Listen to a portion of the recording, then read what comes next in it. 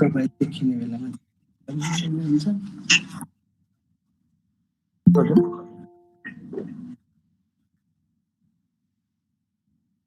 यो ठिक हो यो ठिक छ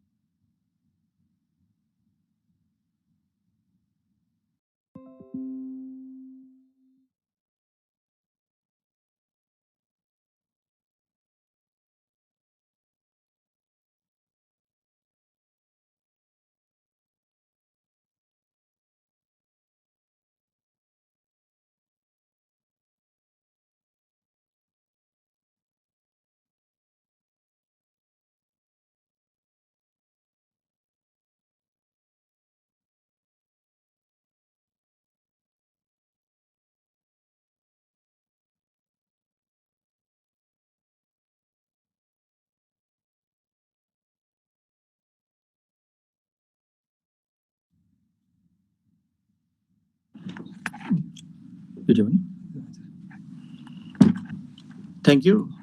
Good evening and namaste. Use of geospatial technology against COVID-19 and other disasters meetup. First of all, I would like to congratulate the organizer for organizing this event in this present lockdown situation at COVID-19. I would also like to thank the organizing team for giving me the opportunity in this meetup to welcome you all. It is my pleasure being a part of this virtual meeting. I would like to welcome you all in this virtual meeting. I hope many participants from different fields will share their ideas. Today we are in lockdown due to COVID-19 and forced to stop all the workshops, seminar, meetings, any kind of gathering. This kind of platform has helped to continue the program virtually to continue with the sharing of ideas and knowledge in spite of situation.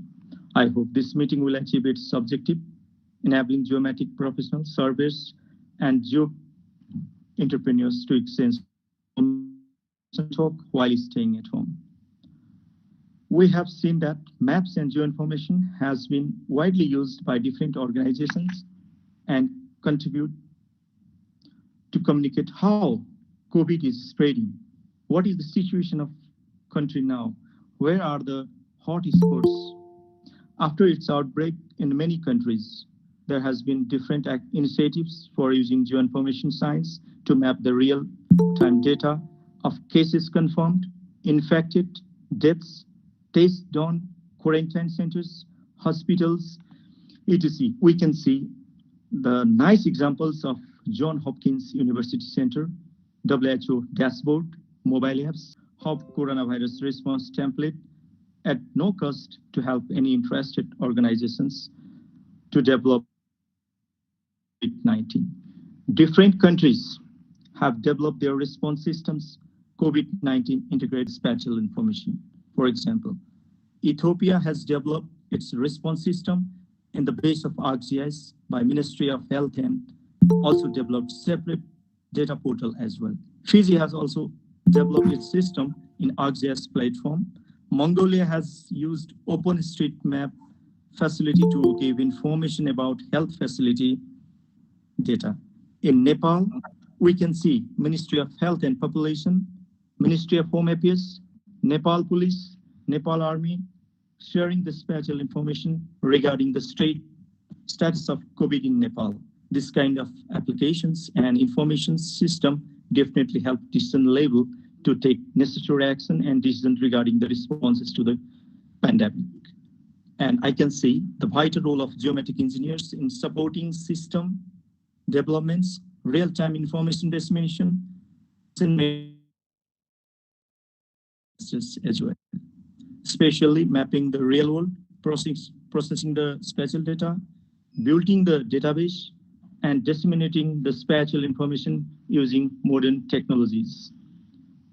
Once again, I would like to welcome all the participants in this meeting with the theme use of geospatial technologies against COVID-19 and other disasters, hoping for a great discussion on positioning technology, satellite monitoring, robots technologies, health sensor app, drone technologies, artificial intelligence technologies, mobile tracking technologies, use of GIS technologies for thematic and dynamic mapping for combating COVID-19 and other disasters as well.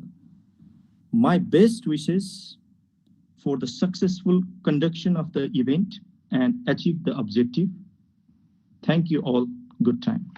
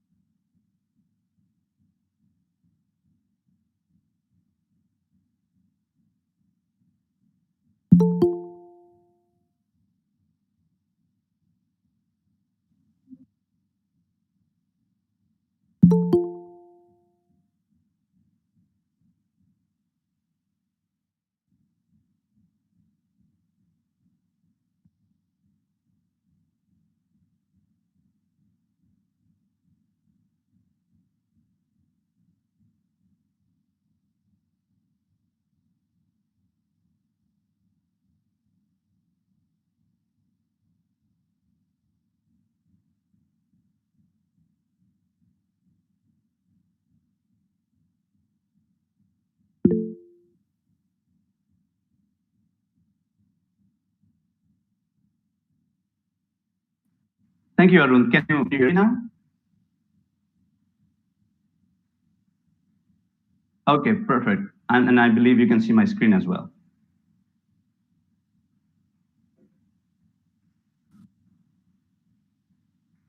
Hello and hello and welcome everyone. Namaste. Very good morning and good evening, depending where you are joining us from. It's 5:15 a.m. here in California, and I'm just hoping I don't early morning noises. Anyways, great to be here. Thank you so much for having me here. For those of you I didn't have a chance to personally connect, my name is Suitability Modeling. I am a proud alumni of Kathmandu University Geomatics Engineering Program, second batch.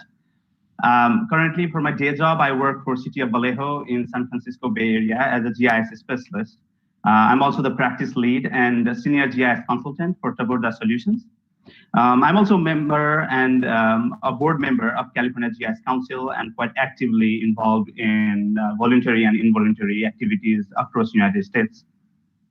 I have few of my agendas here, and we'll see how much of topics can we cover. But generally, I'll be talking about some of the dashboard introduction and the patterns of use that we have seen in internationally as well as in North America. I'll be briefly talking about some of the built-in functionalities provided by ArcGIS dashboard, some samples, and I'll be sharing some best practices and concluding with some questions. If I can briefly take a survey here in your chat menu, if you can just write A, B, C, or D. If you have used ArcGIS Online regularly, please put in A. If you have been exposed to it but haven't used it a lot, please put in B. If you have heard about it but never used it, go with C. And if you have no idea what ArcGIS Online is, please go with option D. And this is just so that I have a better understanding of how the audience interact with, have been interacting with ArcGIS Online. And I see mostly the responses are A and B. Okay, so I'll keep introduction of ArcGIS Online very brief and get to the dashboard. So let's talk about dashboard. Let's talk about what dashboard really is. A good example of dashboard is a display in your car or motorcycle that is operation, right? At a single glance, you can check the mileage, fuel status of your lights, site signals, and many other things. The idea is to provide you with all the relevant information in a single place, so it is very easy for anyone to make decisions just by looking at it. ArcGIS dashboard is not very different. It's based on the same principle. All relevant information in your organization can be seen on a single screen, facilitating quick and easy understanding. There are configurable elements and templates available for easy deployment. And finally, it's available in two flavors, ArcGIS Online and ArcGIS Enterprise. Now, ArcGIS Online, as you might already know, is a SaaS product from Esri. It's a software as a service. So it's something that's hosted in the cloud. You don't really have to maintain it. But if you really wanted to maintain the same kind of infrastructure in your own server, in your own data center, you would go with ArcGIS Enterprise, and you can also deploy a dashboard that way. So available in two flavor, you can have your pick. Let's quickly talk about in a while. With the COVID-19 situation across the world, we have seen a proliferation of coronavirus-themed dashboards emerging all over the world. This particular dashboard is created by World Health Organization, and it enables users to understand location-based information and the impact of coronavirus across the globe. The next one that I have here is like anyone who has not been living under the rock might have seen this dashboard. It has been viral around the world, like the coronavirus itself. This was created by Johns Hopkins University, and at its peak, it's receiving more than 1 billion hits per day. It tracks the real-time spread of the virus, and it makes it easier for the user to understand the brutal brunt of the pandemic that populations around the world are bearing. The next one here, and this is one of my favorite, it's another app created by Eurisa's GIS Core. Geospatial, for those of you who are not familiar, is a volunteering organization. Anyone free and very humanitarian GIS and geospatial products. This dashboard in particular shows wait times in grocery stores using crowdsourced information. This shows traffic at grocery stores and the best timing for safe distancing measures when shopping. Very useful app and very much being utilized in North America. The next one is another interesting dashboard created by University of Notre Dame. It takes a different approach in reporting coronavirus. Instead of reporting all the infection cases, it really focuses on the effort of vaccine development. You can see there are 136 total endeavors and efforts trying to prepare vaccine for coronavirus. So very helpful dashboard, but in a slightly different way. So in all of these examples, we have seen that dashboard brings data together. The whole idea of dashboard is maybe from geo event server. If you have real-time data, sensor data, social media, GPS, locations data coming out in real time, you would use the geo event server and again publish it through dashboard. Maybe you have information coming out from another sources. Maybe it's not your GIS server, but some other organization like Johns Hopkins University. Maybe they are pushing out the data and you wanted to map it. You can still do that using dashboard. So the whole idea is you can bring in all this data from all these different sources and put it there for the public consumption. The workflow is pretty simple. For the dashboard, first you need to start with the data. And once you have the data, you can publish it, or if someone else has published it through ArcGIS server, you can just grab the data and put it in the web layer. Once you put all the web layers together, you'll have a web map, and you'll use that web map that the public ArcGIS Online has posed into it. After the seminar, you can just let me know, and I can help you get started with creating those public accounts, and maybe you can create your own dashboard. Other ingredient that is really important is data, and it really depends where you are getting the data from. Maybe you are getting from your local cities, local districts, from your national federal government, or maybe it's international organization like WHO or JHU. But data is the main ingredients here, and once you have a good web map from the good data, you'll have a perfectly understandable and perfectly put together dashboard. Now, talking about the core functionality, these are some of the functionalities that ArcGIS dashboard supports currently. But Esri normally pushes out 4 updates to dashboard every year. So chances are, depending on when you take this course or when you are looking at the dashboard currently, the elements might have changed, but you get things like side panel, map, legend, serial chart, indicators, gaze, list, details, and so on and so forth. And there are I'll be able to show some of the functionalities in action. If not, we can always get together at a different time. Finally, I had some samples. Once I get out of the slide, maybe we can interact with some of those. And I think it's time for me to show you a quick demo. And I know we can't really start from scratch here because of the timing. But let me really quickly pull up a dashboard that I created a couple months ago. This dashboard reports the confirmed cases in Nepal and neighboring countries. And you can see it's very easy to interact with all these elements. Like if you want to change the confirmed cases, you can just go in here and start interacting with all the indicators, the data, the colors. And if you wanted to add some more elements to it, you can just go in here and add all the elements that I talked about. And well, things like tweets not be available right out of the box. You might have to do some custom coding. But that's pretty easy, and you can, of course, use that to create your own dashboard. And now, if you are really worried about, hey, we don't have the data, where can I grab some data to spin up a dashboard myself? I can point you to the Johns Hopkins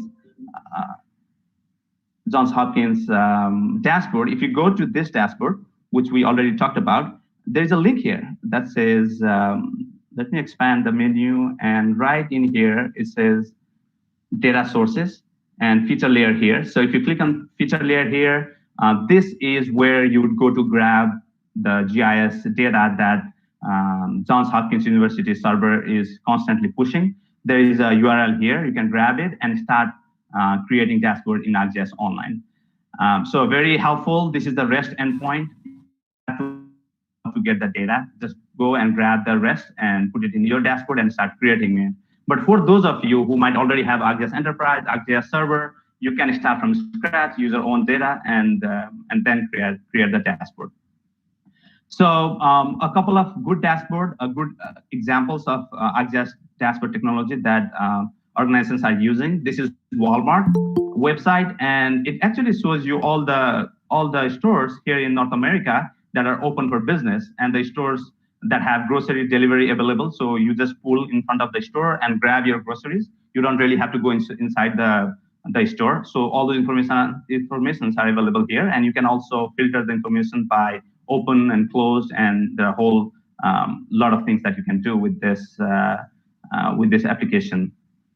This is one from my local county. County in America is very similar to district in Nepal. And it puts together information about the total cases in the district or the county. You can, the map is interactive. You can also play with all this information right here. Very, very helpful for local people to understand what's going on. And I think that's all I had for the samples. The main idea is these dashboards are very interactive. People just look at it and then they say it's fine. But the real value comes in when you click on this data. And as you can see, when I click on US, all this information, they change. When I click on Peru, the information, they rapidly change, the graph changes. And you could do the same thing for any countries. Let's go to Nepal. We have 4,364 cases as of now. And as you click Nepal, it really zooms into the map and changes the graph and everything.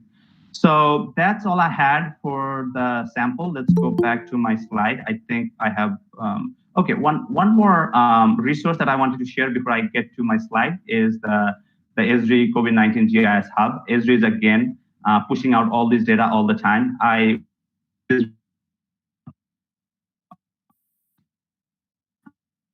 So they constantly put us in loop of the information, the applications that they are pushing out. So if you work for federal government, if you work for state, local government, or any NGO, just get in touch, and I'll be more than happy to get in touch with the right kind of data, right kind of technology, or the right kind of person in Esri, if that's of any help. So very useful resource here. Finally, let me share my slide again. So that's the GIS Hub I was talking about, very helpful resource. Some best practices before you go on to create your own dashboard. I didn't show you in the demo, but there is an option where you can set appropriate refresh interval in your web map. Meaning, because the data is coming from a server, you need to constantly refresh your web map so that your dashboard doesn't become stale. People can constantly get the information all the time. So you need to make sure that you have set the refresh interval in the web map. And there might be other layers, right? There might be hundreds of different layers that you are working with. You don't have to turn on all those layers. Just turn on those layers that you want your users to see and turn off other layers. You can still use the data that's underlying those turned off layers. If you are creating dashboard for mobile view, please create a different one, because the dashboard that I showed you, those were created are big screens. So if you're creating the same dashboard for a smaller mobile screen, please use a different dashboard altogether. Apply filters. If you're, for example, if you were working with Johns Hopkins data and you only wanted to create a dashboard for Nepal, you can create a filter to narrow down your data for Nepal only, for South Asia only, for Asia only, or any other countries, so that you don't have to play with all the data all over the world and it's less overwhelming. Provide context, like a good example here. If you just put in number, if you just throw in graphs, maybe that would not make perfect sense to your users. So use numbers, say total cases 41, say total recovered 9, or something like that, so people can understand what your numbers really mean. And double check the sharing setting. That's my last bit of advice, because there are multiple sharing options in ArcGIS Online. Maybe you want to share it within your organization. Maybe you wanted to share it privately. Maybe you wanted to share it publicly. So make sure you have all the sharing settings nailed down. You don't have any surprises. With that, I think I am at the end of my presentation. That's my contact information. I'm more active in LinkedIn than any other social media platform, so feel free to connect me there. Also, I have a full tutorial of the demo available in YouTube link. Just go in here and I walk you through how to grab those data, create a web map, and then create a dashboard. Feel free to use that resource. And with that, thank you again for the organization, Arun Bhai, Uttam Bhai, Sharad Bhai. So pleased to be here, and hopefully it was of help. And if we have time, I'm open to questions. If not, I can take it at a later time. Back to you, Arun.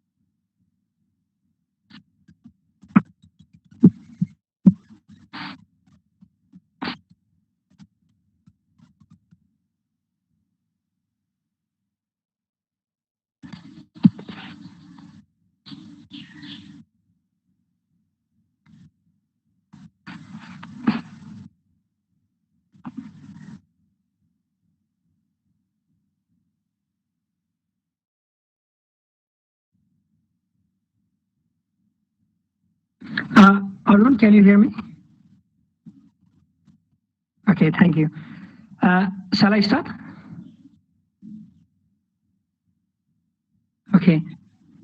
Hello, everyone. Good evening and namaste. Due to some technical problem, my webcam is not working, so I am sharing my photo here for my introduction. So I am a geomatics engineer, and I have been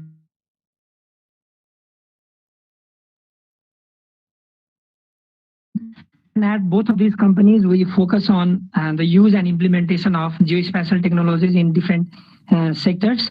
So today in my presentation, I will be sharing with you all some of the innovative works it has been doing during this lockdown, and also some of the work that private sector in Nepal has been doing.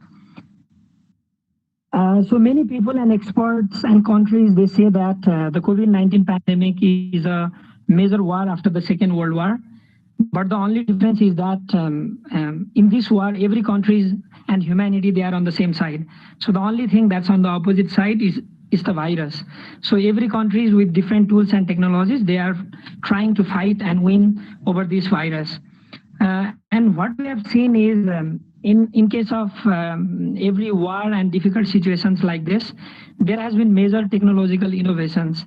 So during the First and Second World War, we saw the growth and introduction of new technologies like GPS, radar. They were introduced and developed at the time of war. Likewise, during the COVID pandemic, this pandemic has forced us think in many new and innovative ways. So during the COVID pandemic, we can see a lot of different and innovations happening around the world. In my presentation today, I will be sharing with you some of such exciting innovations that are happening in Nepal. And to share that, I would like to begin with some of the innovative works that we are doing at my companies, NAXA and Nepal Flying Labs. So there are three major projects that we are currently working on beside the companies. First one, Nepal Innovation Mapper. Innovation Mapper, it is a digital initiative that is currently being developed with a main initiative of mapping the innovators and their innovations around the Nepal.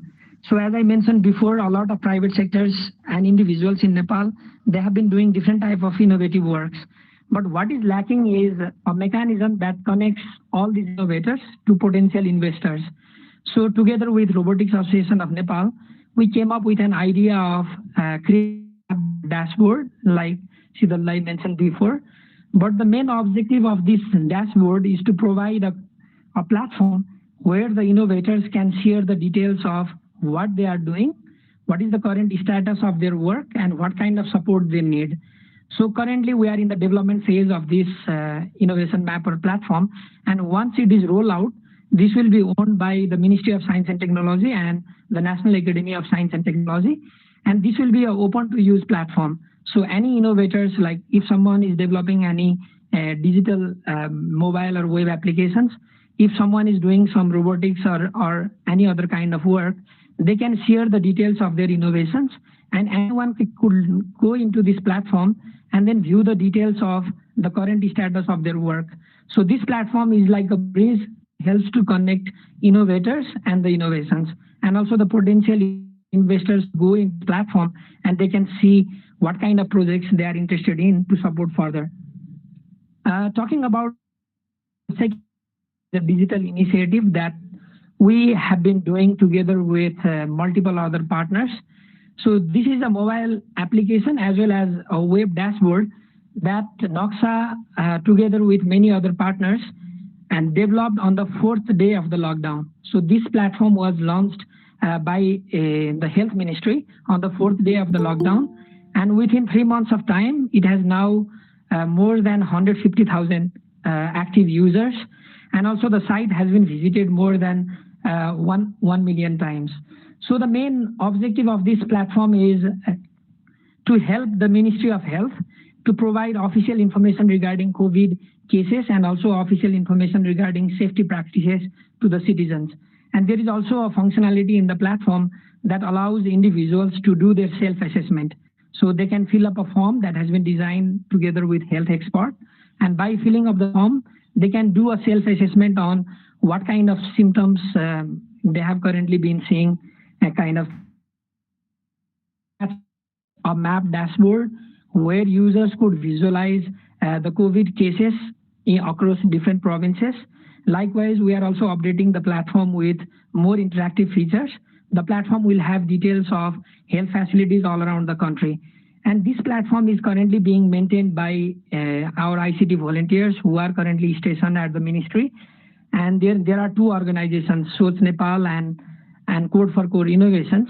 And there are two ICT people from these different organizations who are stationed in the ministry all time. So they are currently working with the ministry and helping them update this platform on a daily basis. So this is the work that we are doing directly with Ministry of Health.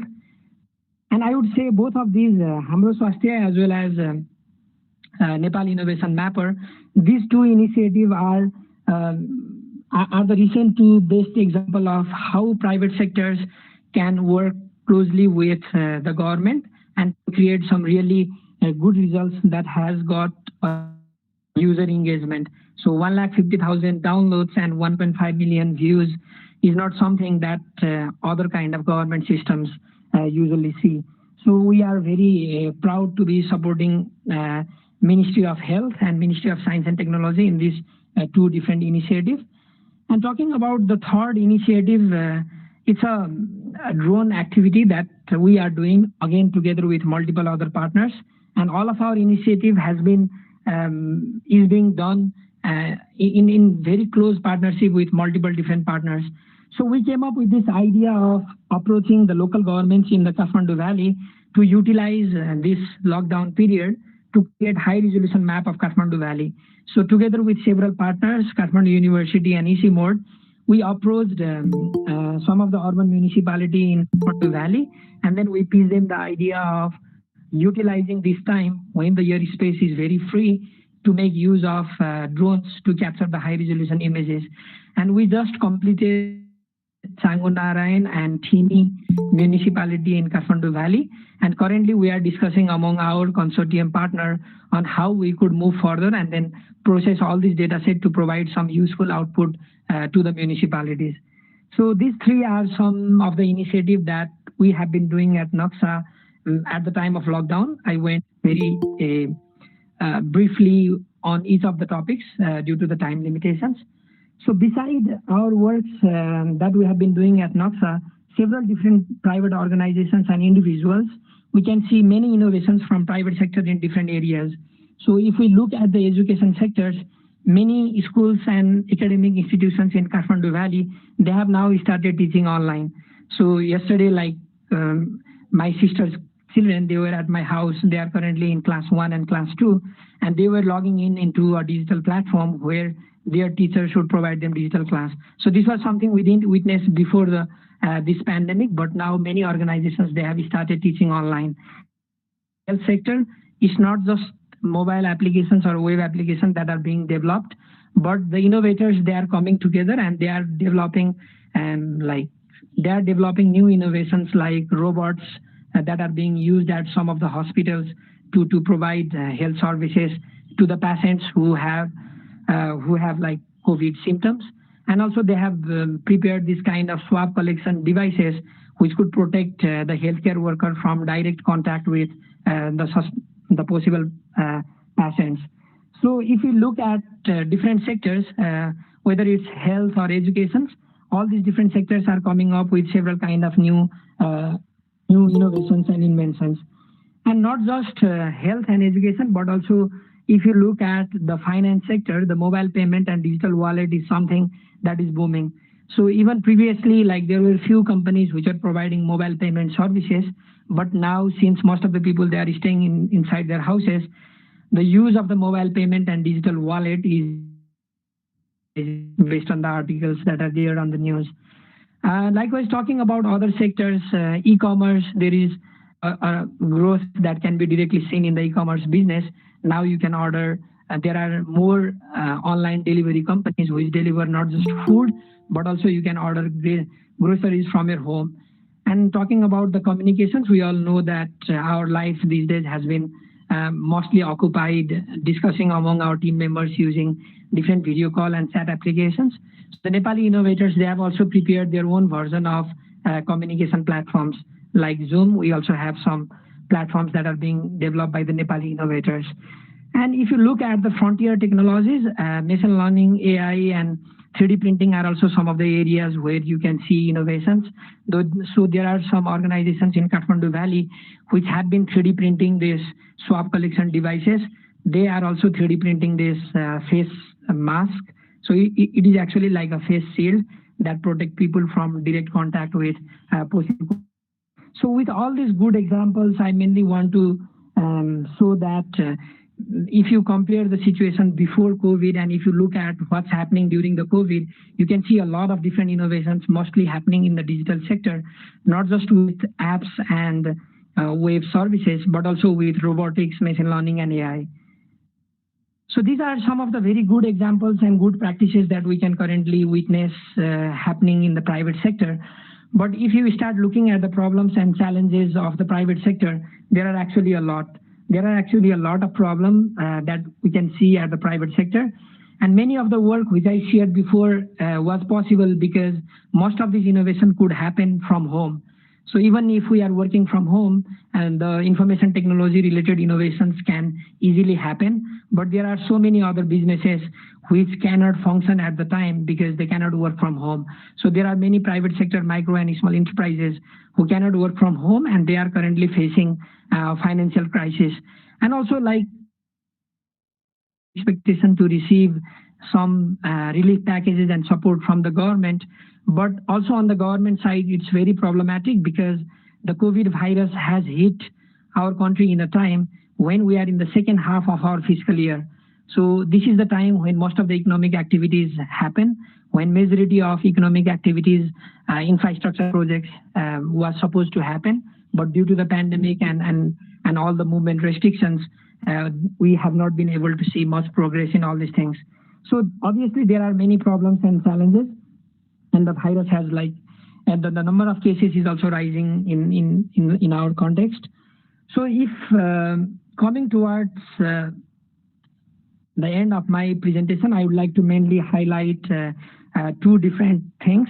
So thinking ahead and to summarize my presentation, the COVID pandemic has forced us to think in many new and innovative ways.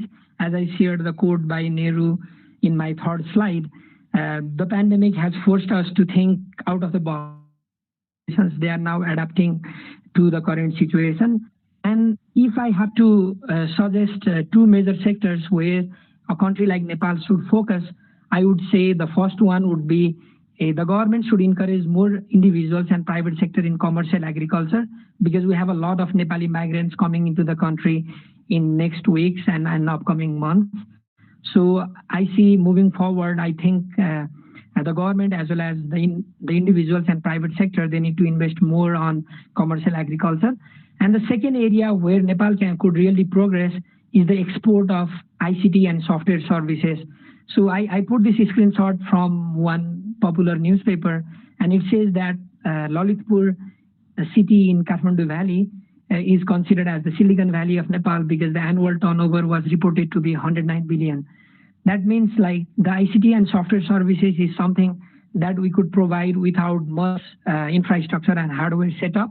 So in the coming days, if the private sector as well as the government two sectors, then I see a very positive future for our country in coming days. So that's all for my presentation. If you have any questions on the projects that my team has been doing, as well as other projects that I am currently engaged in, please let's discuss. And yeah, thank you for listening to my presentation.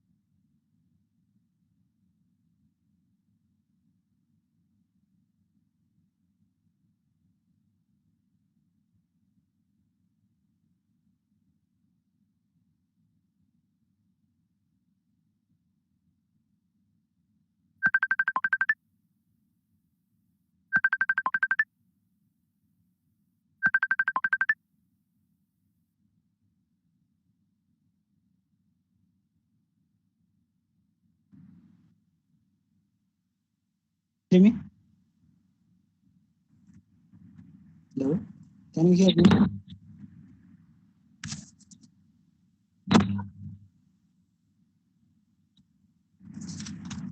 I can share because Uttam sir is presenting.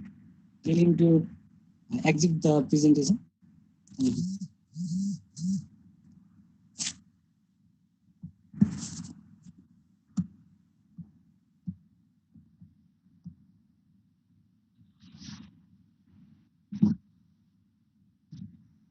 Yeah. Shall I start?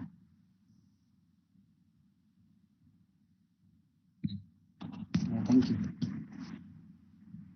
Hello and good evening, everyone. I am Prashant Tapalia, recently graduated from Kathmandu University as geomatics engineer. I hope everyone is doing well in this lockdown period.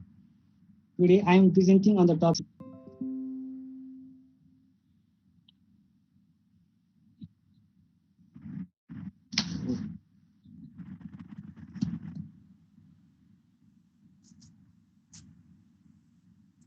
Yeah, is it okay? Thank you.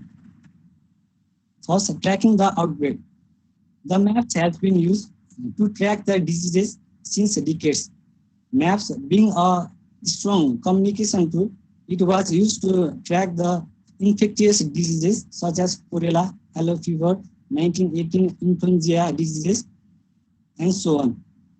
The given map shows the map prepared by John Snow.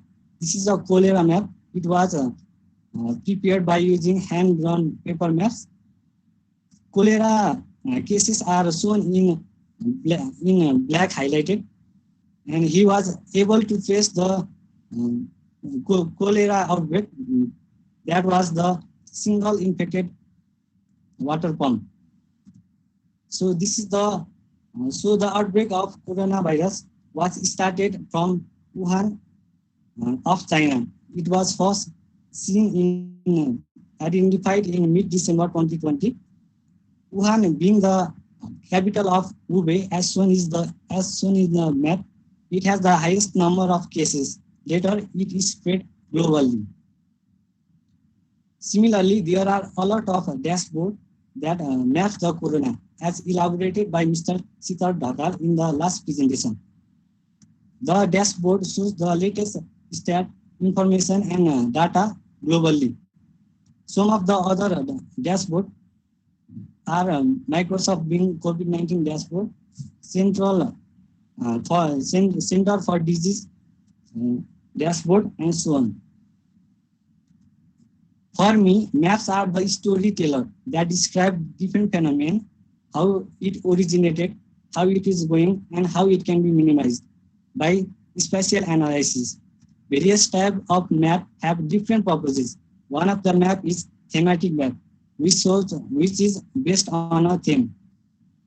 There is one of the map prepared by Mr. Pradeep Gemali that gives insight on affected districts of Nepal, along with the number of cases on the basis of gender. Here, the orange color is showing the male cases and yellow color is showing the female cases. Another type of map is flow map that shows the movement of different phenomena. The flow map has lines of different lengths showing the magnitude and direction. It can show in which direction the virus is spreading and at what rate. So, mapping the coronavirus is not only about showing the number of cases, but also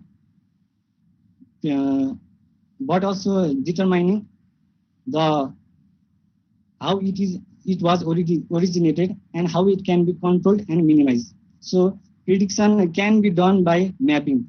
A geoprocessing tool called Time has been developed to forecasting the coronavirus. It can show the hospitalization rate and doubling time.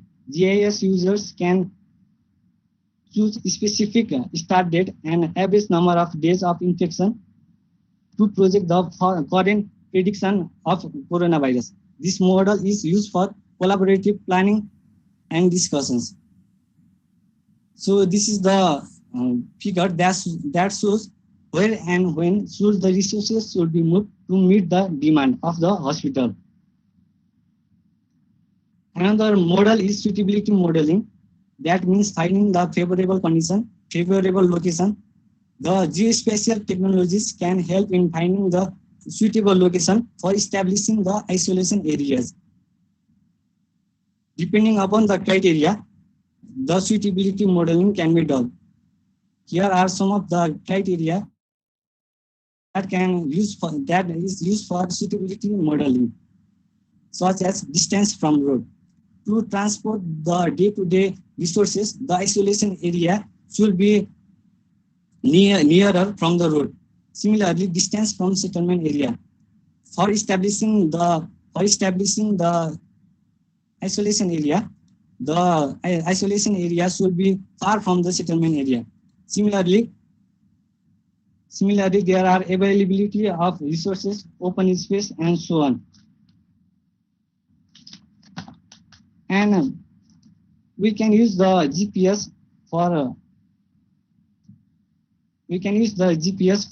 as the geospatial technology. As Nepal government is planning to ease the lockdown, GPS can be used to track the infected person. It can show the position of infected person in real time, so that the other people can evaluate the intersecting point and they can be more cautious and be more alerted. Similarly, UAV as the geospatial technology. Unmanned aerial vehicle have played an indispensable role for fighting the corona pandemic. It can be used for broadcasting the information especially in the rural area that lacks the open communication channels.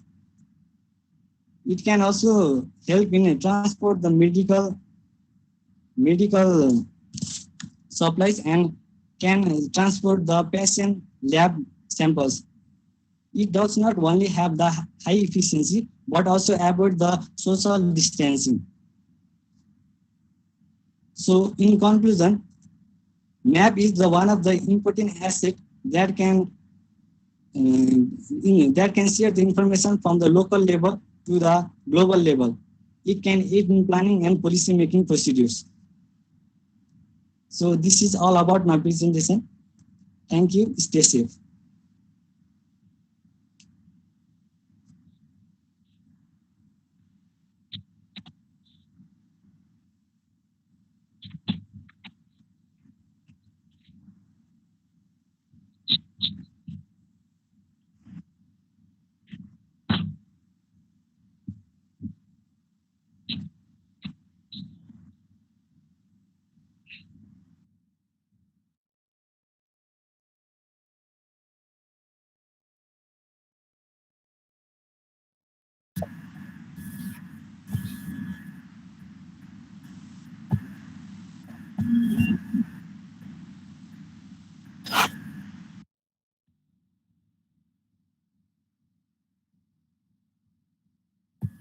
Thank you so much. Thank you so much. Good morning, Sital. Good evening, everyone. Is there any non-Nepali speaker? I think no. Are you getting me?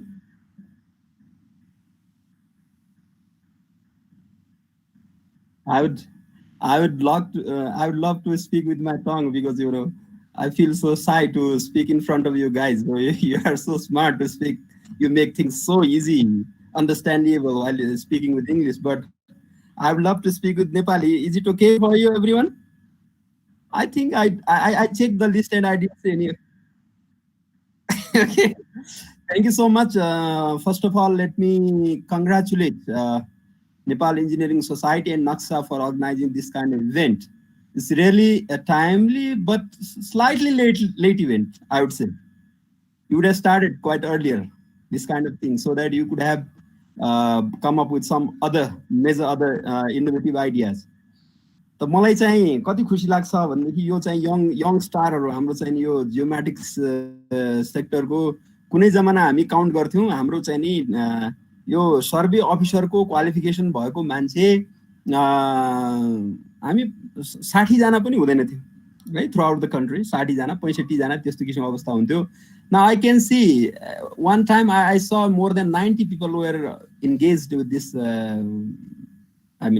presentation 90 जना त अहिले online available छन् भने कति जना हाम्रो बाहिर छ भने हाम्रो चाहिँ यो प्रोफेसन यसरी ग्रो हुनु भनेको it's a proud moment for us है अब यो ग्रुपमा म एक्लै आएको छैन मैले चाहिँ मेरो फ्यामिलीको मान्छेलाई मेरो भान्जा छ first year student at Kathmandu university and मैले उसलाई के भने बाबु जोइन गर्नुस् त तपाईँ पनि भनेर भान्जालाई पनि यसमा चाहिँ जोइन गर्न लगाएको छु अब यसमा मेरो चाहिँ खास गरी साथीहरूलाई चाहिँ नि एकदमै खुसी लाग्नुपर्ने कुरा के छ भने अघि उत्तम आर यु देयर उत्तम Yes sir, I am here. Please. उत्तमले अघि चाहिँ जवाहरलाल नेहरूको चाहिँ नि त्यो कोटेसन कोट गरेको मलाई खुब मन परेको छ कि यो चाहिँ नि यस्ता क्राइसिसमा चाहिँ इनोभेसन जन्म हुँदो रहेछ कि मैले यो पढ्या त छैन मैले के सुनेको छु नि जुम छ नि जुमको इनोभेसन कसरी रे भन्दाखेरि त्यो केटालाई चाहिँ नि उसको गर्लफ्रेन्डलाई चाहिँ अमेरिका आउने भिसा दिएन रे अनि त्यो गर्लफ्रेन्डसँग चाहिँ च्याट गर्छु भनेर चाहिँ यो जुमको डेभलप गरेर रहेछ कि अहिले चाहिँ नि is one of the top most billionaire in the world हैन अहिले चाहिँ नि त्यसकारण चाहिँ के समस्याले गर्दा चाहिँ एउटा इनोभेसन ल्याउँछ र जति पनि यो विश्वमा जति पनि विकासका चाहिँ जति पनि पूर्वाधारहरू छन् all of these infrastructure were resulted out of war है जति हामीले चाहिँ एरोप्लेनको कुरा गरौँ इन्टरनेटका कुरा गरौँ हामीले चाहिँ नि सडकको इन्फ्रास्ट्रक्चरको कुरा गरौँ हरेक इन्फ्रास्ट्रक्चर वारको लागि यो इन्फ्रास्ट्रक्चर बनेको हुनाले अहिले त्यसलाई हामीले डेभलपमेन्टको चाहिँ इन्फ्रास्ट्रक्चरमा युज गरिरहेका छौँ अहिले चाहिँ नि हाम्रो उत्तम बाबुले भनेको चाहिँ we are in war a kind of war छौँ त वारको बेला चाहिँ नि जति हामीले इनोभेसन ल्याउन सक्छौँ त्यसले अल्टिमेटली चाहिँ हाम्रो नेसन बिल्डिङमा चाहिँ हाम्रो प्रोफेसनल डेभलपमेन्टमा चाहिँ अपर्च्युनिटी थप्छ भन्ने मलाई लाग्छ र यो यङ जेनेरेसनलाई त म के भन्न चाहन्छु भने यु सुड बी इनोभेटिभ है अब हामी चाहिँ के हो भने हामी त just we are in a position to express only happiness, we are in a position to express only our pride on you guys है बाबुहरूले चाहिँ बाबु नानीहरूले चाहिँ के नयाँ काम नयाँ इनोभेसन गर्यो भनेदेखि त्यसमा हामीले मात्र खुसी व्यक्त गर्न सक्ने त्यसमा एकदम गर्व गर्न सक्ने चाहिँ अवस्थामा हामी चाहिँ अहिलेको पछिल्लो जेनेरेसन भनौँ बाबुहरू नानीहरूभन्दा अघिल्लो जेनेरेसनले पुगेको अवस्था छ हाउएभर म के भन्न चाहन्छु भनेदेखि यो यङ जेनेरेसनले चाहिँ जे जति हामी मबाट भने इन माई क्यापेसिटी मैले चाहिँ नि इनोभेसनमा कहीँ कतै योगदान गर्न सक्छु भनेदेखि I am always ready to do that जस्तो मैले उत्तमसँग पनि उत्तमले एकचोटि मलाई फोन गरेर चाहिँ यो ड्रोन म्यापिङको सन्दर्भमा चाहिँ डिजिपिएसको कुरा गर्यो अनि मैले आइडिया दिएर हिजो लियो होइन तिमीहरूले ड्रोन लियो नि बाबु हाम्रो हजुर सर हिजो लिएको छौँ अब 1-2 दिनमा स्टार्ट हुन्छ ओके ठिक छ त यो के भने अब मैले चाहिँ नि वास्तवमा त्यो दिन मिल्थ्यो मिल्दैन थियो भन्दा पनि how can we help the innovators भन्ने कुरा हो त्यसकारण चाहिँ मैले त्यो किसिमको वे आउट गरेर भए पनि यस्ता चाहिँ नि इनोभेटिभ आइडियाजहरूमा this was a right time to map Kathmandu valley and he has started है त्यसकारण चाहिँ we have to encourage this kind of innovations and बाबु नानीहरूले any kind of innovation you bring forward so I will be there to try my best to contribute in that endeavour है त्यो म चाहिँ भन्न चाहन्छु धेरै समय नलिउँ अरू केही दुईवटा पोइन्ट चाहिँ मैले नोट गरेको त छैन ओके मेरो चाहिँ तत्काललाई भन्नु यही छ मैले चाहिँ अब हाम्रो शरद मैनाली बाबुलाई पनि म धेरै धेरै धन्यवाद दिन चाहन्छु यो अपर्च्युनिटीको लागि र उत्तम बाबुहरूलाई यो उत्तमको टिमलाई पनि म धन्यवाद दिन चाहन्छु दुवै टिमले चाहिँ जुन यो चाहिँ एकदमै एक्सलेन्ट प्रेजेन्टेसन पनि मैले शीतल म सुरुमा चाहिँ अलिकति मेरो टेक्निकली म अर्को लिङ्कमा चाहिँ गएछु त्यो इट स्टार्ट्स के हुन्छ अरे अब एकछिन पछि हुन्छ भन्ने भनेको छ झन्नै म शरदसँग रिसाएर गइसकेँ अर्को क्लिकमा हान्दाखेरि चाहिँ अर्को लिङ्कमा हान्दाखेरि आएछ कि फेरि त्यसकारण मैले फोटो खिचेर 10 मिनटमा फोटो खिचेर तिम्रो त खुल्दै खुलेन यार भनेर भन्नुभयो भने त अर्को लिङ्क रहेछ है त्यसैले मैले सुरुवातमा चाहिँ सुन्न पाइनँ तर पछिल्ला 3वटा प्रेजेन्टेसन हाइली इन्करेजिङ छन् एउटा चाहिँ प्रोफेसनली हामी चाहिँ कसरी अगाडि बढ्न सक्छौँ हाम्रो चाहिँ नलेज के छ हामीले चाहिँ कसरी यसलाई क्राइसिसमा युज गर्न सक्छौँ भन्ने कुराको अन्डरस्ट्यान्डिङ हुनु र आफूले काम गर्नु त्यो साह्रै सराहनीय कुरा छ र आगामी दिनमा पनि भाइ बहिनीहरूबाट चाहिँ अथवा यो यङ जेनेरेसन यङस्टरहरूबाट चाहिँ नयाँ इनोभेटिभ कुराहरू आउनेछन् र हाम्रो प्रोफेसनल डेभलपमेन्टमा यहाँहरूले चाहिँ महत्त्वपूर्ण भूमिका निर्वाह गर्नुहुनेछ भन्ने अपेक्षा राख्दै यो आयोजकलाई फेरि धन्यवाद दिँदै सबै भाइ बहिनीहरूलाई सबै मेरो सबै भाइ बहिनीहरु जस्तै लाग्छ यसो नाम हेर्दाखेरि यहाँ चाहिँ भाइ बहिनीहरुलाई मात्र देखि त्यसकारण भाइ बहिनीहरु भने सबैजनालाई चाहिँ एकदम शुभकामना छ be innovative take care stay safe thank you so much for the opportunity bye bye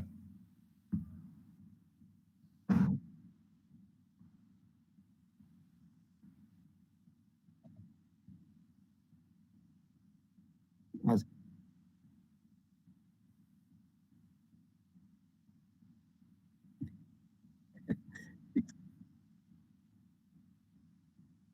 thank you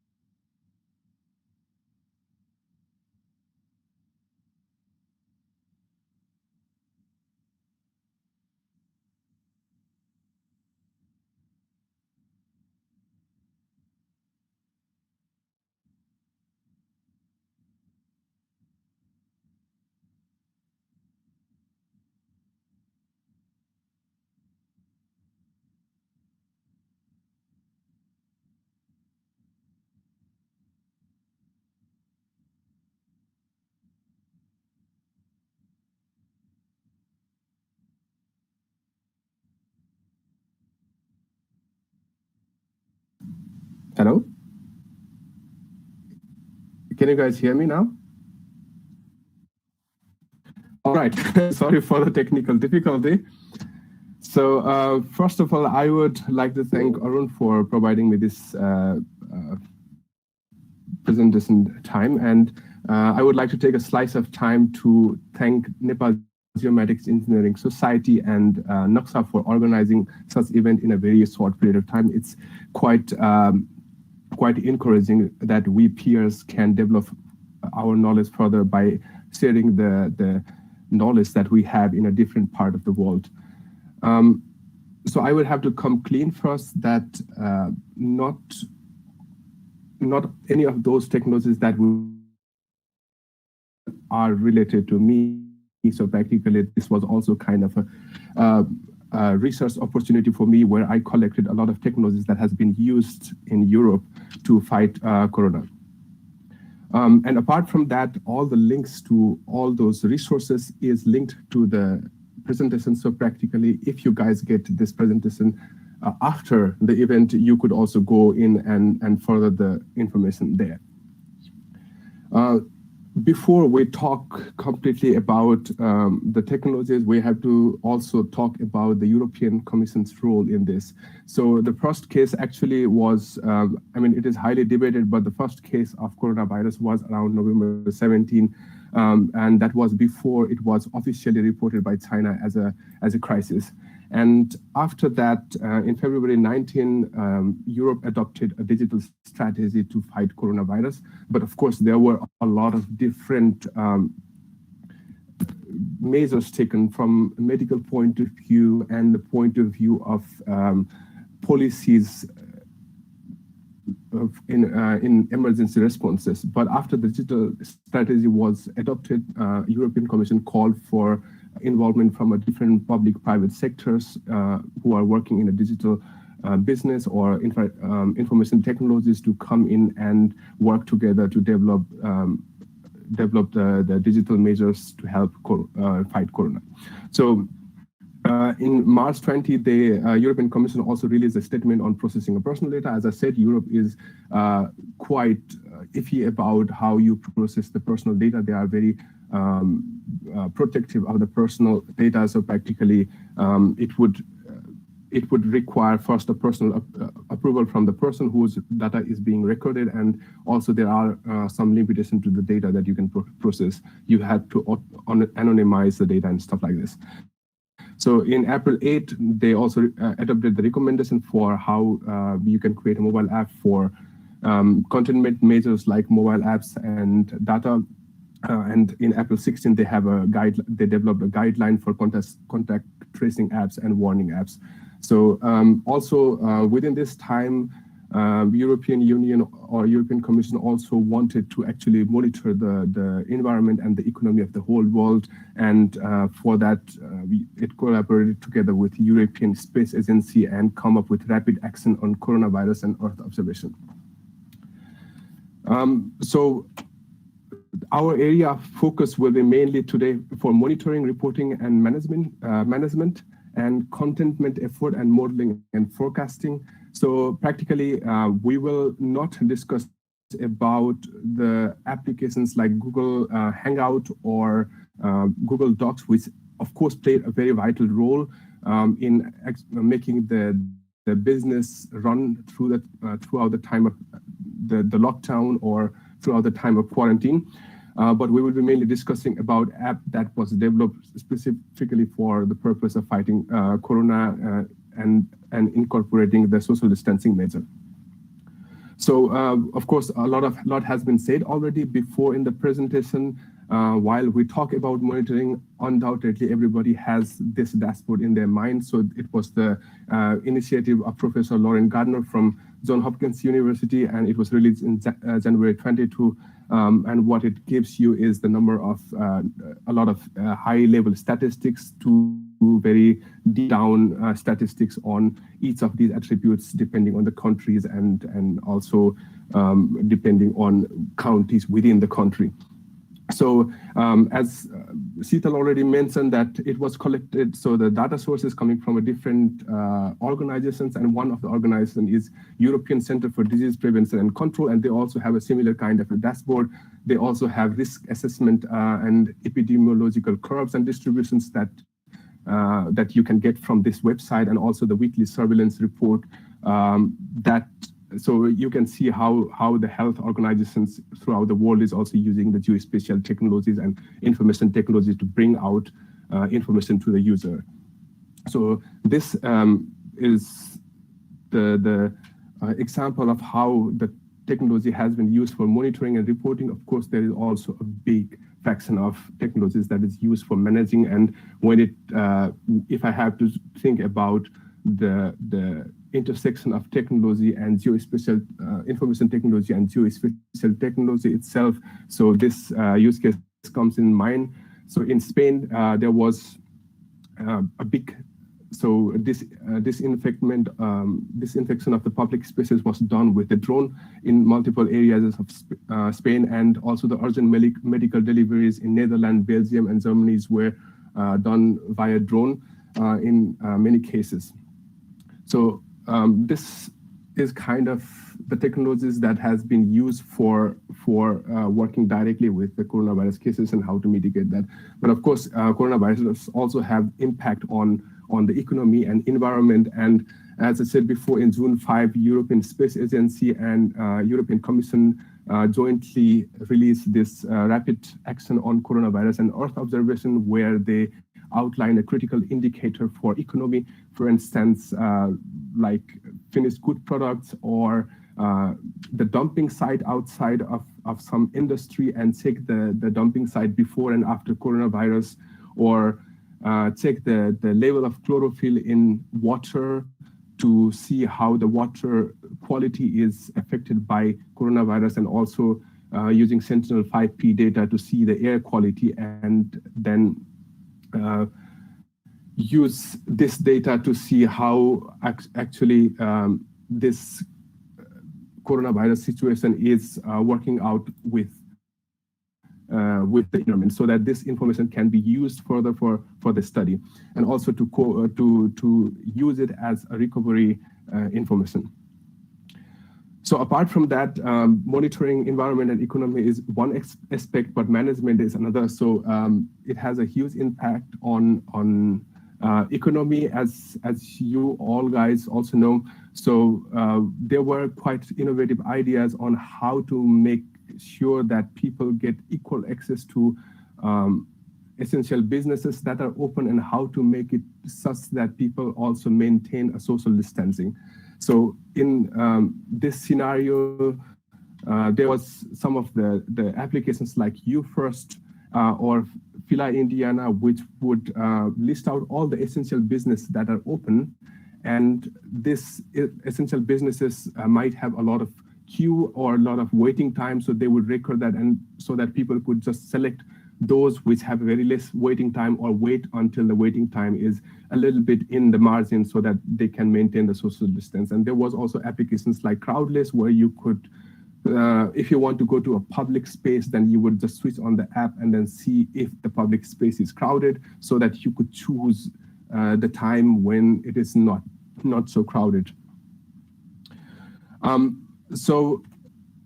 So one of the other application that was used is from the Galileo, the GNSS from European Space Agency, and they, together with Sixfold, are having this release this application where you could also see the border crossing and border crossing waiting time, so that you could think about a better better side, or you could choose another border where you have a less congestion, or you could wait out already somewhere behind, so that the border congestion is very less.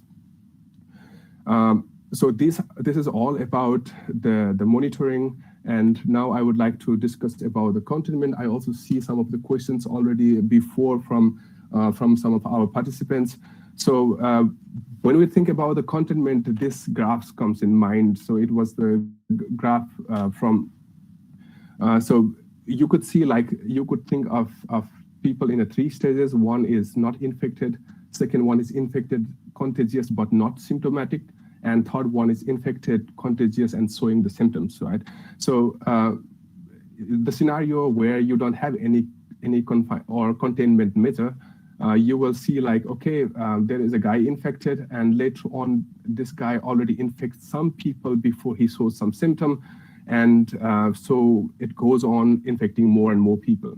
Now, if you put in the scenario that a guy who is infected and starts to show symptom, he isolates himself and stays in a quarantine, then the idea does not make any effect at the end product, because he already infected some other people, and these infected and contagious people are infected furthermore. So practically this containment measure has no effect whatsoever. So if you see about the third way, where you could see, okay, I was infected and I started developing symptoms, so other people who I met during this time also get a notification that they were in contact with a guy who was tested positive, then they could also be in a quarantine or self-isolation. So practically the whole infection cycle is already only limited to this cluster of people. So being based on this idea, there were a lot of contact tracing app idea floating around. So practically that's the reason why European Commission had a separate statement and guidelines that were developed specifically for this case, because, as I said, they are quite iffy about the personal, how you handle the personal data. So, so being based on this idea, there are a couple of protocols already developed called Decentralized Privacy Preserving Proximity Tracing, DP3T system, which uses temporary contact number protocol, or Pan-European Privacy Preserving Proximity Tracing. So based on these, there are also a couple of apps already developed called Corona Warn app or Immuni, which are all open source. And if you guys want to test it out, probably you could, if you guys want to test it out, you could download it and actually create an app from it. It's completely open source, and it just needs some attribution, that's all. So if you are interested about how this Bluetooth tracing works, is that every app that you have will have kind of a a private key, and based on this private key, it will always generate this ephemeral Bluetooth ID in a rotation. So practically every time there is new ID being generated, and once you are in contact with a person who also have a similar app, they share this ID. So practically it is not pushed to a central server. Of course, in pan-European, it is pushed to the server, but in case of DP3T, it is actually staying in your mobile phones practically. And if somebody of the person who you had contact with goes on having an infection or showing symptoms, then his data will be pushed to the central server, and the rest of all others cell phone are always getting this data from the central server, where it will validate, match, and notify the person who might also was in a contact with this person. So if you guys, sorry, because I'm running out of time, that's why I'm going too fast on this. If you guys have any question, we can discuss about this in detail in question and answer session. So of course, the management, monitoring, and the contact tracing and containment effort is there, but what data has shown us is time and again, in a wave, there is some kind of epidemic or pandemic coming all along the time. So it is also necessary for us to develop a model that would forecast kind of how the epidemic can turn into pandemic, or how it is disseminated around the world. And for that, Europe also has developed some kind of a model called GLEAM.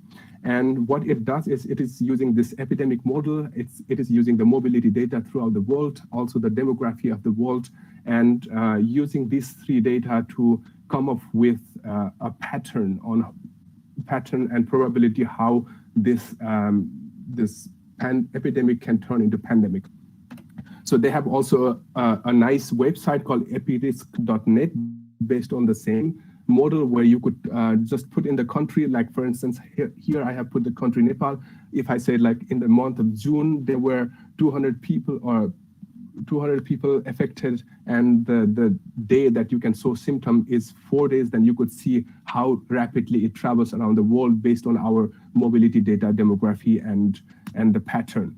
So practically, to boil everything down to the conclusion that there are a lot of things that we can do by using a technology in a right way. We have seen Uttam already showing how drone can be used. I think he also did some kind of a pilot testing of delivering medicine or samples in a remote part of Nepal. So practically, this could be one of the great ideas. Some of the things that I am a little bit, from my point of view, a little bit, how do you call it, conservative about is using a surveillance technology. For instance, I can see a news like where China is using a drone with a capability of facial detection and see who is wearing mask or not, or using an infrared camera on the drone to see whose temperature is higher, or India using a street camera to check who that person, if the infected person reached somewhere else. Of course, it is a very interesting technology, but it also come up with a cost, like it might be used as a mass surveillance tool in future. So telling that, I would like to close my presentation here. Thank you very much, guys. Thank you for having me.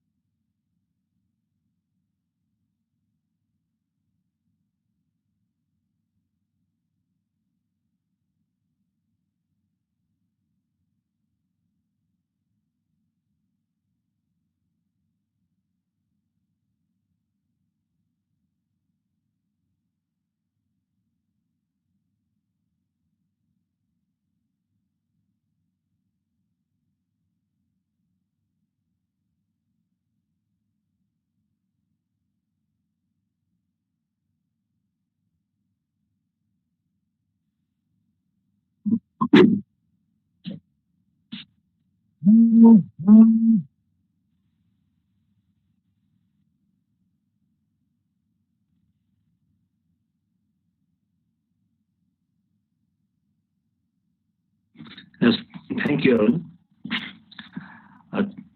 I want to thank to all of participants in this event. As Arun said, this is the first trial event for Nepal Geomatics Engineering Society to see how things go around in geospatial sector all around the world. I would like to thank Mr. Prakash Joshi, Director General of the Survey Department of Nepal, for his warm welcome notes. Also, I would like to thank Mr. Abhishek Manander, Sital Upadhyay, Abhishek from Germany, and Sital from USA, Uttam Purashini, and Prashant Kapalia for their presentation. I hope the participants in this event, they really enjoyed how things are being done around the world. Thank you for sharing the notes. I also like to thank Mr. Ganesh Bhatta, Executive Director of Land Management Training Center, for his quick remarks. That was a motivational one. Thank you a lot. And I would like to say to his note about late organizing the event. Well, we tried to make it a bit quick, but we are new to this technology.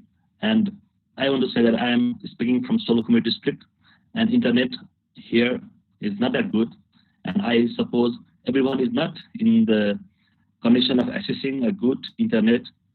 So I hope the users are the members of Geospatial family. They can take this event from the YouTube. Well, talking about the event.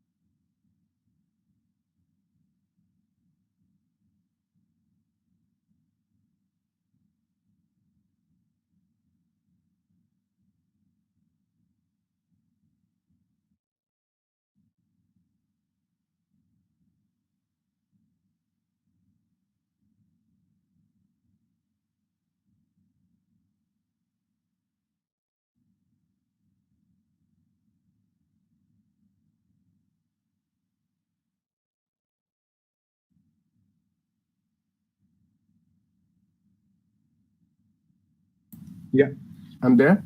Can you guys hear me?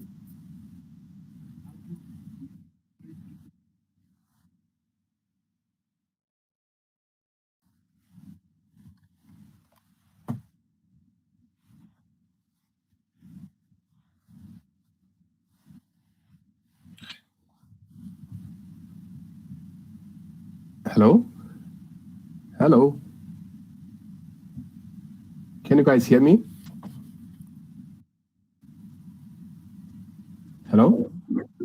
All right. So I think I understood the question.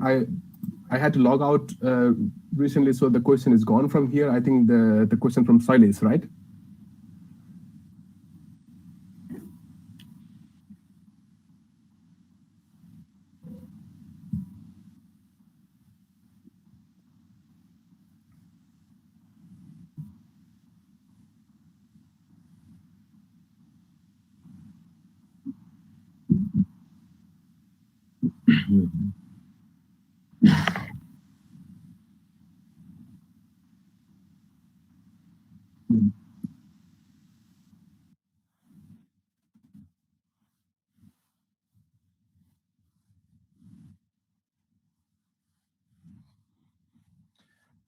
All right. So, about the Bluetooth tracing application and how to encourage people. So these kind of applications, the protocols that I discussed before, they are using something called Bluetooth low energy transmission mechanism. And I think the best way to encourage people is always be very clear about things and clear about your motivations. So practically,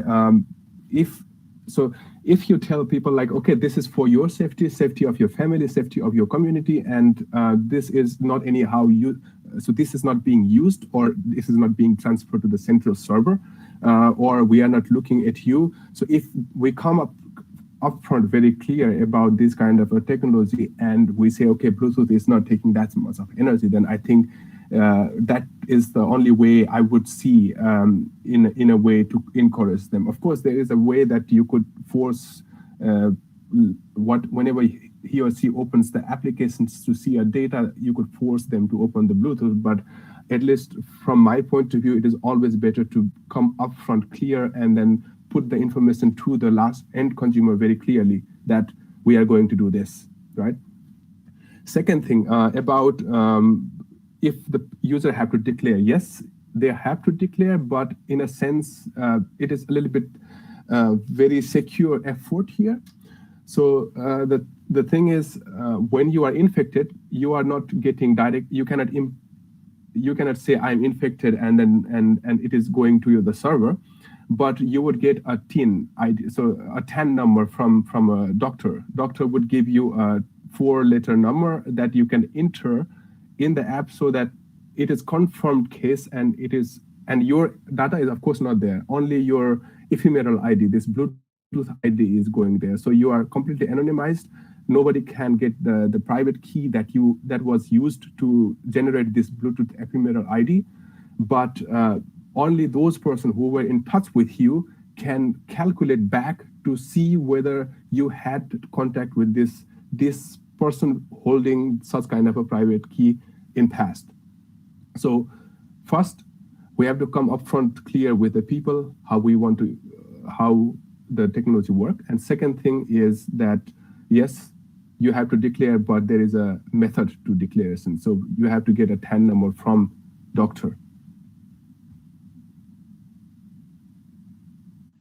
Thank you, Abhishek. Arun, are you hearing me?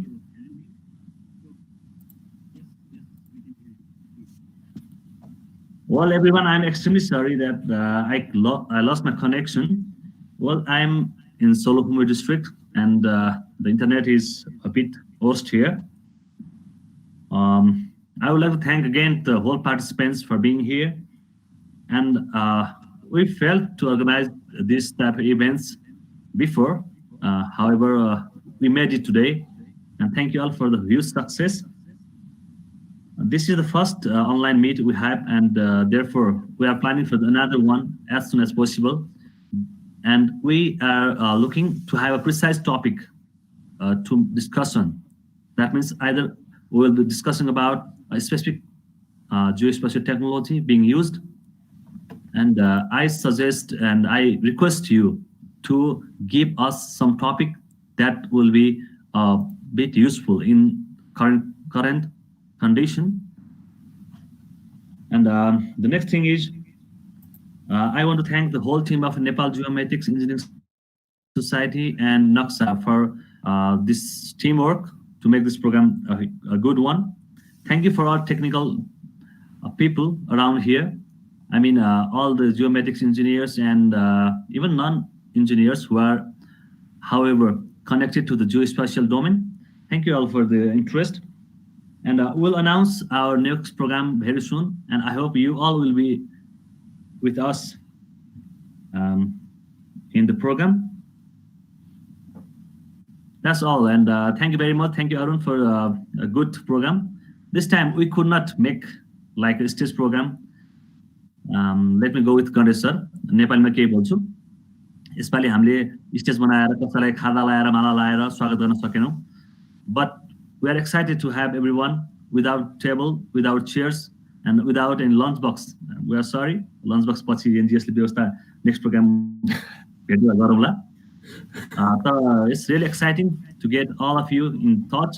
अनि आजको प्रेजेन्टेसनमा specific कसैलाई के comment छ भने please write to our email ID. It's contactgeomatics@gmail.com, or even you can write to any members of NGES. They will share it. And हामीले will try our best to share all the presentations to you. For this one, you need to give us your email ID. त्यो पनि हामीलाई text गरिदिनु होला. Or you can write to, I repeat it again, contact geomatics, CONTACTGEOMATICS@gmail.com. We will be happy to receive your emails. Well, it was a great event, and thank you all for your participation. And hence now, as the president of NGS, I would like to conclude the formal program. And if you have some lateral discussion, you can go for it. Thank you very much. And clap, clap. Thank you, Arun, please.